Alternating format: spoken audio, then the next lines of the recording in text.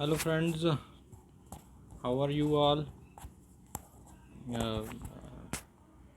तो आज की वीडियो में हम डिस्कस करेंगे कुछ important concepts regarding the mains answer writing. ठीक है, मैं वीडियो के पहले मेंशन करना देना चाहता हूँ कि ये वीडियो आईएएस एस्पिरेंट्स के लिए है जो मीन्स का एग्ज़ामिनेशन लिखने वाले हैं। बिकॉज़ आईएएस का मतलब मीन्स का जो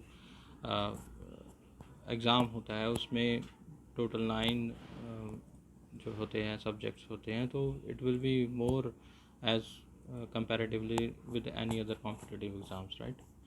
सो मेंस के में हम आंसर राइटिंग डिस्कस करेंगे। So in this video we'll know what how do you write awesome answers, how do you get more marks, and how do you uh, answer writing practice, and what not to add in your answers, and how to manage or stick to the time, right?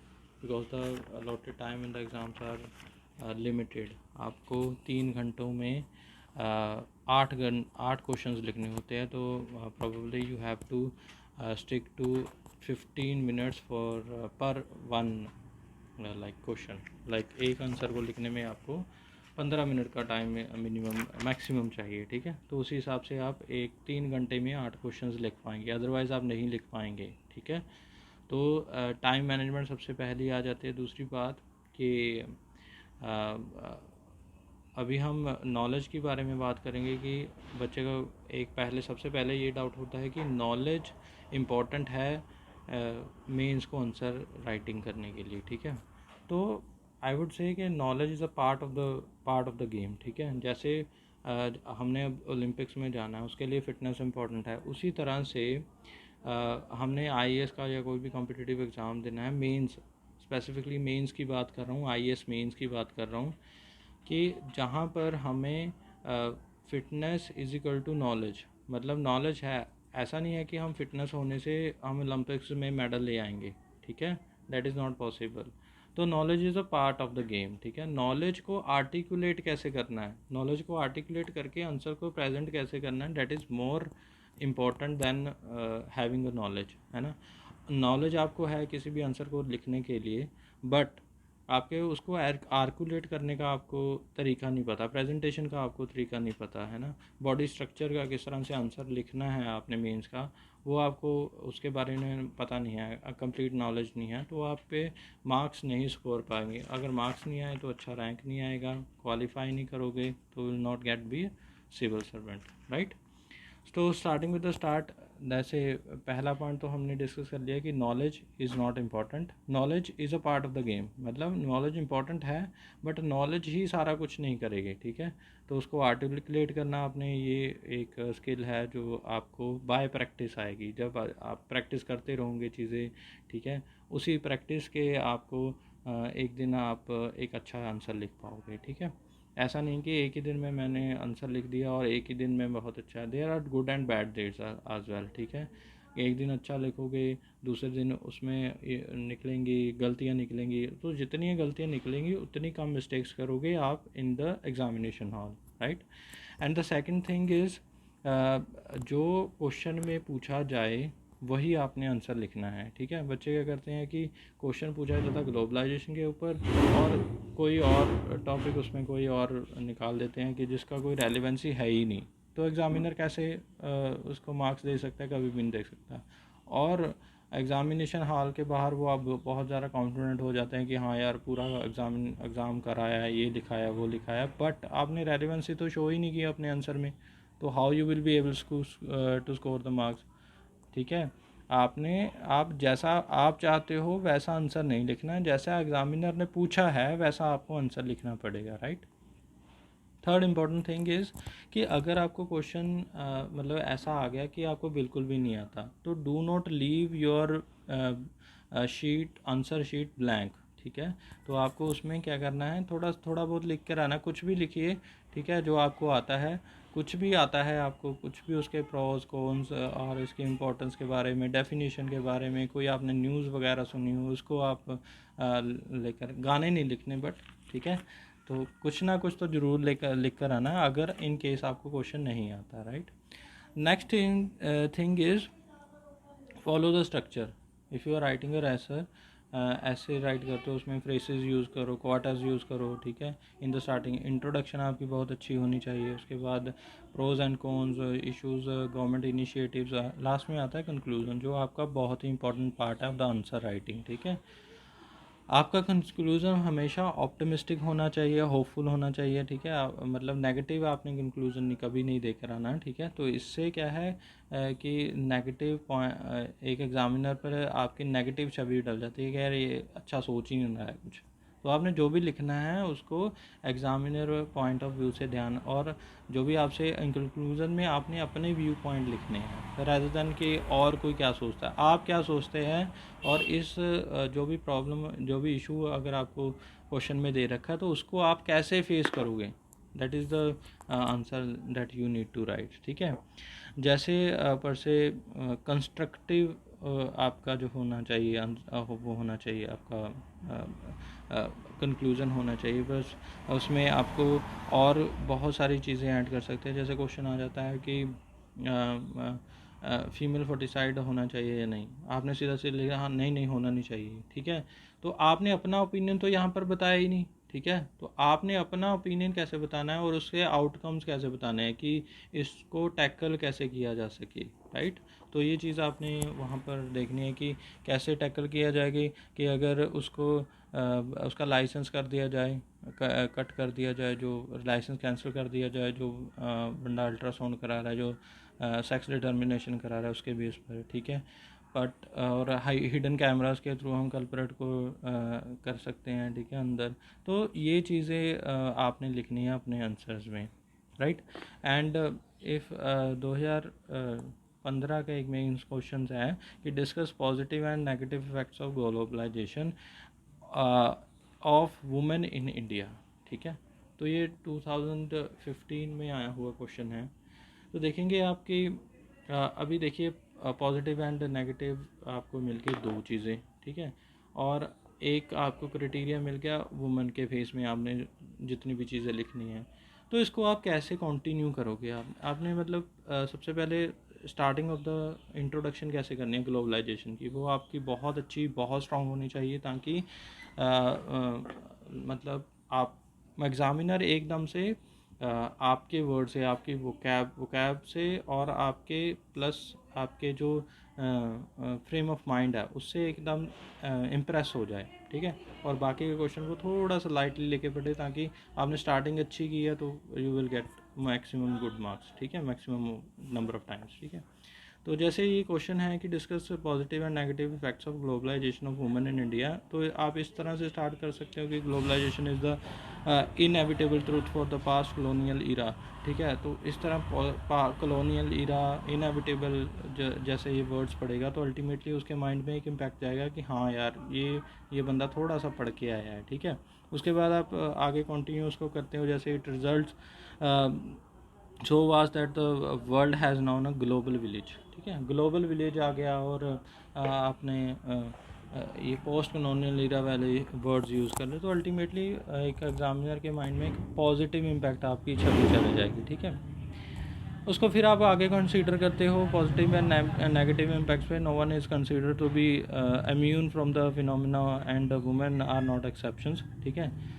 और उसको आगे continue करके positive and negative दोनों faces में आप कर सकते हो। पॉजिटिव में आप क्या बताएंगे कि औरतों को अपना डिसीज़न मेकिंग अपनी ज़िंदगी में जो भी डिसीज़न उन्होंने लेने हैं, ठीक है, जो लाइफस्टाइल वो चाहते हैं वो जीना, या आफ्टर मैरिज जो इंपॉर्टेंट डिसीजंस होते हैं, having a child, having a baby और नॉट, ठीक है, कॉन्ट्रासेप्टिव कैसे यूज़ करना है, इस तरह की चीज़ें हैं जो वुमेन की फ्रीडम पर आती हैं। तो इस तरह की चीज़ें को मतलब अगर इंश्योर करें कि वो उसको मिल जाए, that is a positive impact. और नेगेटिव क्या हो गया कि जैसे नेगेटिव हो गया साइबर क्राइम वगैरह, ठीक है, चीज़ें, साइबर टेररिज्म हो गया, साइबर बुलिंग हो गया, व्हाट्सएप पे जो वीडियोस बना के जो नेगेटिव चीज़ें हो रही हैं, ठीक है, या objectification of women in India, ठीक है, किस तरह से जैसे बॉलीवुड सॉन्ग्स है, चिकनी चमेली जैसे इस तरह की जो वर्डिंग्स यूज़ होती हैं, सिमिलर लाइक दैट, ठीक है। तो इसके बाद ये पॉजिटिव हो गया और नेगेटिव हो, उसके बाद आप आ सकते हो आपके कंक्लूज़न पर। तो कंक्लूज़न पर आप अगर देखोगे कि it is it is very positive, ठीक है। आपने ज़्यादा नेगेटिव भी नहीं देना वहाँ पर, ज़्यादा पॉजिटिव भी नहीं देना, दोनों का पैरेलली आपने बताना है कि हम पॉजिटिव को कैसे इंक्रीज़ करें, ठीक है। पॉजिटिव को कैसे इंक्रीज़ करेंगे, थ्रू वुमेन एम्पावरमेंट करके, ठीक है। वुमेन एम्पावरमेंट को अगर हम बढ़ावा देंगे, उस पर ज़्यादा फोकस करेंगे, प्लस अपना जो ऑब्जेक्टिफिकेशन ऑफ वुमेन है, ये नेगेटिविटी को कम करने के लिए, ठीक है। ऑब्जेक्टिफिकेशन ऑफ वुमेन है, उस पर उसको कम करने के लिए चीज़ें करेंगे। तो ये सारी चीज़ें हैं, ठीक है। उसके बाद आ जाती है पॉइंट्स टू रिमेंबर। आपने बहुत ही इंपॉर्टेंट जो है पॉइंट्स आपने कौन से जो है याद रखने हैं यहाँ पर, ठीक है। तो बेसिकली आपने सबसे पहले तो अपने वर्ड्स की लिमिटेशन पर ध्यान रखना है, ठीक है।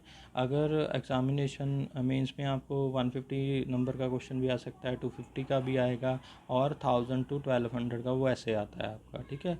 तो जितना वर्ड लिमिट पूछा जाए, एग्जामिनर जितना वर्ड लिमिट पूछ रहा है उतना ही आंसर देना है। अगर आप वर्ड लिमिट से ज़्यादा जाओगे तो ये भरम, ये वहम अपने माइंड से निकाल दो कि हमें ज़्यादा नंबर मिलेंगे, ज़्यादा स्कोर मिलेंगे। नहीं sir, you can't be able to score more marks if you are writing more words, that is a myth.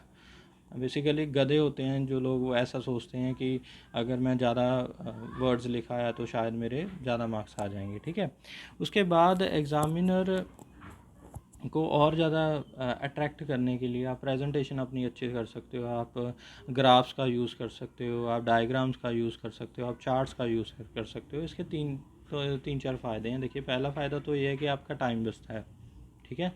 Time saving बहुत होती है। जो आपने चीज़ को बोलना है एक पैराग्राफ में या 50 वर्ड्स में या 60 वर्ड्स में, वो आपका एक छोटे से डायग्राम में कवर हो जाता है, ठीक है। उससे एक प्लस पॉइंट और होता है कि आपका क्लैरिटी ऑफ थॉट वहाँ पर आ जाता है, कि आपके जो आप प्रेजेंट एग्जामिनर को बताना चाहते हो, जो पॉइंट अपना रखना चाहते हो, वो आपका क्लियर हो जाएगा, वहाँ पर क्लैरिटी ऑफ थॉट आ जाएगा, ठीक है। तीसरा कि आप एग्जामिनर को ये बहुत ही अच्छी ये चीज़ लगेगी कि हाँ यार, ये लड़का एक्चुअल में पढ़ के आया है, ठीक है।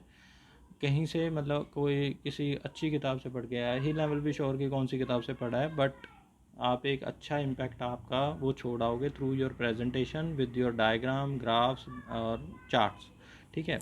नेक्स्ट बात कि अगर आपने आंसर सही लिखा है, मैं ये दोबारा चीज़ बोल रहा हूँ, अगर आपने आंसर सही लिखा है तो आप अंडरलाइन करके आइए जो कीवर्ड्स आप अंडरलाइन करवाना चाहते हो, हाइलाइट्स पैराग्राफ आप अंडरलाइन करवाना चाहते हो। अगर आपको क्वेश्चन आपका कंफर्म है कि आप सही आंसर लिख कर आए हो, ठीक है, तो यहाँ पर क्या होगा कि आपका एक प्रेजेंटेशन प्लस पॉइंट जाएगा कि हाँ यार, ये बंदा एक्चुअल में ये लिखवाना चाहता, तो वो उस पर हाईलाइट कर दिया है, तो डेफिनेटली वो पढ़ेगा ही पढ़ेगा। दूसरी बात ये है कि अगर नहीं आता तो भाई साहब गलती से भी वो हाईलाइट ना कराना जो गलत चीज़ है, ठीक है। अगर वो करके आओगे तो एग्ज़ामिनर कभी भी आपको मार्क्स नहीं देगा, ठीक है। और वो सोचेगा कि यार, ये अगली बार भी आप मेंस दोगे ना तो भी आपको वो अच्छे मार्क्स नहीं देगा, क्योंकि माइंड में क्या इम्पैक्ट चला जाएगा कि ये जो बंदा अपनी ही गलत बातें हाईलाइट करवा रहा है, तो कभी अच्छा सिविल सर्वेंट बन सकता है? कभी नहीं बन सकता, ठीक है। तो इस तरह की चीज़ें। और आपका जो कंक्लूज़न है बहुत ज़्यादा एक्सप्रेसिव होना चाहिए, आपके व्यू पॉइंट्स जो होने चाहिए, बहुत ही मस्त ओपिनियन आप कंक्लूज़न लिख कर आइए, बहुत ही मस्त, बहुत ही खुले आप अपने थॉट लिखिए, जहाँ पर आप चीज़ें को जो बताना चाहते हो वो बताइए, और क्वाटाज यूज़ करिए, ठीक है। मतलब आप इससे क्या है, कंक्लूजन आपके एक प्लस पॉइंट है कि आपके पास एक अपॉर्चुनिटी है एग्ज़ामिनर के साथ इमोशनली अटैच होने के लिए, ठीक है। उसको फील करवाओ कि एक कनेक्शन बैठाओ कि हाँ यार, मैं मेरे को नॉलेज है और I can write a good answer, ठीक है। और ऐसा लिखो कि which side do you support and why do you support, ठीक है। तो उसका आपको बेसिस आपको पता होना चाहिए कि अगर मैं कंक्लूज़न लिख रहा हूँ, अगर मैं किसी की साइड ले रहा हूँ, सपोर्ट कर रहा हूँ, तो क्यों ले रहा हूँ, ठीक है। तो आपको पूरा उसमें एक्सप्लेन करना पड़ेगा, और बहुत ही मस्त वाले आप वर्ड्स उसमें यूज़ कीजिए कि although I know that there are some mistakes, although I know that there are some flaws in the system, but क्या है कि मैं फिर भी इसको सपोर्ट कर रहा हूँ बिकॉज़, ठीक है। तो इस तरह की चीज़ें आप लिख सकते हो वहाँ पर, ठीक है। तो जैसे although personally I don't want this but largely on a national interest I want to do this, तो इस तरह अगर आप लिख कर आएंगे तो अल्टीमेटली आपके मार्क्स बढ़ेंगे, ठीक है। और जब आंसर ख़त्म हो जाए तो एक लाइन खींचिए, 2 लाइनें खींचिए और उसमें थोड़ा सा गैप छोड़ दीजिए, ठीक है। और एक बात और कि जैसे 8 क्वेश्चंस हैं, सबसे पहले आपको मतलब आप उसमें एक एक साइड पर कर लीजिए जो क्वेश्चन आपको आते हैं, ठीक है। जो क्वेश्चन आपने बहुत अच्छे पढ़े हुए हैं, जो जो आपको कंफर्म है, मतलब कि ये मैं इसमें अच्छा स्कोर कर सकता हूँ और इसके बारे में लिख सकता हूँ, तो वो क्वेश्चन पहले लिखिए, ठीक है। जो कम आते हैं वो क्वेश्चन बाद में लिखिए, ठीक है। जो क्वेश्चन पहले आते हैं वो पहले लिख दीजिए, और जो कम क्वेश्चंस आते हैं वो बाद में लिख सकते हैं आप, ठीक है। तो इससे क्या है कि थोड़ा सा पॉजिटिव इम्पैक्ट जाता है कि पहले आपके क्वेश्चन जो सही होने चाहिए। प्लस अगर ऐसे क्वेश्चन जो होते हैं कि आपको कभी भी स्ट्रेट फॉरवर्ड क्वेश्चन नहीं पूछा जाएगा, वहाँ पर ना डाइसी क्वेश्चन पूछेंगे, घुमा घुमा के चीज़ें पूछी जाएंगी, तो आपने उसको थोड़ा सा मतलब एक्सटेंड करके बाद में लिख दीजिए, ठीक है। जब भी आपके 10-15 आधा घंटा बचा है तो वो 4 क्वेश्चन को वहाँ पर लिख दीजिए। क्लियर? हो सके तो जो अच्छे क्वेश्चन हैं वो पहले लिखिए, और जो बुरे क्वेश्चन हैं, जो आपको लगता है आपको नहीं आते उतने, आप नहीं लिख पाओगे, तो वो क्वेश्चंस आप बाद में लिखिए, ठीक है। और उसके बाद आंसर राइटिंग की प्रैक्टिस हो आपकी साथ साथ में चलनी चाहिए प्रीलिम्स के पहले भी। ऐसे में थोड़ी फ्लावरिंग राइटिंग, मतलब फ्लावरिंग लैंग्वेज यूज़ करेंगे, जैसे क्वाटाज हो गया, फ्रेजेस हो गया, ठीक है। और लिंक की डिस्क्रिप्शन में मैं एक PDF डालूंगा जिसमें आपको जो भी है फ्रेजेस मिल जाएंगे, ठीक है। और कीवर्ड्स और फ्रेजेस पर ज़रूर ध्यान रखिएगा। कीवर्ड फ्रेजेस जैसे कि क्रिटिकली हो गया, एलिसिडेट हो गया, एलेबोरेट हो गया, ठीक है, एक्सपैंड हो गया। एलिसिडेट का मतलब कि किसी चीज़ को क्लैरिफाई और कॉम्प्रिहेंसिव और करो, ठीक है, ये सारी चीज़ें। उसके बाद कॉन्सिक्वेंसेस हो गया, रिपोर्ट हो गया, आउटकम हो गया, इसकी जैसी चीज़ें। Try to rewrite the consequences about being what was happen. जैसे अभी कोविड वायरस चल रहा है, तो इसके कॉन्सिक्वेंसेज क्या होंगे on the GDP, on the education system, ठीक है। तो these are the things. Critically analyse में आपने चीज़ों को और बेहतर तरीके से एनालाइज करके लिखना है। क्रिटिकली एनालाइज में नंबर 8 में सीधा आपने नंबर्स डाल देने हैं, ठीक है। जैसे number 8 the fundamental duties of Indian constitution, तो आपने 11 की 11 ड्यूटीज़ लिख देनी, ठीक है। Number 8 the union territories of India, तो आपने UT का नाम, जैसे दिल्ली है, पौंडीचेरी है, तो उसके आपने ड्यूटीज़ का नाम सिंपली लिख देना है, ठीक है। अगर नरेट आ गया तो नरेट में, जैसे नरेट में फॉर एग्जांपल आपको दे दिया narrate the Mahatma Gandhi life in India, ठीक है। तो उसको आप स्टार्ट करोगे after he came from south Africa, ठीक है, इन 1915-16, ठीक है। वहाँ पर आप स्टार्ट कर सकते हैं चंपारण से, अहमदाबाद स्ट्राइक से, सत्याग्रह से। तो ये सारी चीज़ें आप उसमें ऐड ऑन कर सकते हो नरेट में। बेसिकली आपने समरी बनानी है शुरू से लेके एंड तक। उसके बाद डिफ़ाइन आ जाता है, तो डिफ़ाइन करना आपने चीज़ों को, जो भी आपने चीज़ें जो भी आपके क्वेश्चन पूछा जाएगा उसकी डेफिनेशन के साथ उसको पूरा एलेबोरेट करके लिखना है। इवैल्यूएट या एग्जामिन में आपने डिटेल्ड एग्जामिनेशन लिखना है, उसके प्रोज एंड कॉन्स लिखने हैं, उसका हॉलिस्टिक जो पिक्चर बताओगे बेसिकली आप उस आंसर में, राइट। उसके बाद कमेंट, ओपिनियन और व्यूज़ अगर क्वेश्चन में आ जाता है, तो मतलब आपसे क्या पूछ रहा है कि आपके अच्छा बुरा वो पूछ रहा है कि आप अपने विचार बताओ उसमें, ठीक है। आपको क्या लगता है, जैसे what is your opinion on in the EU immigration policy in the wake of in crisis. तो इसमें आपके ओपिनियन पूछ रहा है कि EU इमिग्रेशन का आपको क्या लगता है कि क्या, तो आपने अपने वर्ड्स में चीज़ें लिखनी है। जैसे आ जाता है पर्पस, गोल, ऑब्जेक्टिव, टारगेट, तो ये बेसिकली इसमें क्या पूछ रहा है, जैसे what are the targets of sustainable development goals, ठीक है। तो इसमें बेसिकली क्या पूछ रहा है वो, कि टारगेट पूछ रहा है, ठीक है, किसी भी चीज़ का। क्लियर? तो उसमें आपको बेसिकली आपने सीधे सीधे टारगेट से लिखने हैं, क्या क्या डिफाइन किए by the government of India, क्या क्या इनिशिएटिव लिए गए हैं, ठीक है, टारगेट्स करके। एनालाइज, डिस्कस और ट्राई टू इसमें क्या होना है एनालाइज डिस्कस में कि आपने positive and negative impact discuss करने हैं, जैसे ग्लोबलाइजेशन पर से, right. So these are the basic thing that you need to take care of while writing your answers. And I hope ये वीडियो आपको थोड़ी यूज़फुल लगेगी और आपकी आंसर राइटिंग में थोड़ी इम्प्रूवमेंट आएगी, थोड़ा निखार आएगा. And I can mention my email there down the in the description link. ठीक है, तो आप क्या कर सकते हो कि आप अपने आंसर्स राइट करके मेरे को मेल पर आप फ़ोटो क्लिक करके भेज सकते हो. I evaluate the same for you. उसके पैरामीटर्स पर I can confirm the parameters for you, and उसके बाद आप उसमें और ज़्यादा बेहतर आप आंसर राइटिंग में कर सकते हो, राइट. एंड आई होप कि सारे बच्चों की प्रेपरेशन बहुत ही अच्छी चल रही होगी. Do good, do your best, and all the very best for your future and for the upcoming 2021 UPSC exams. And more likely more videos are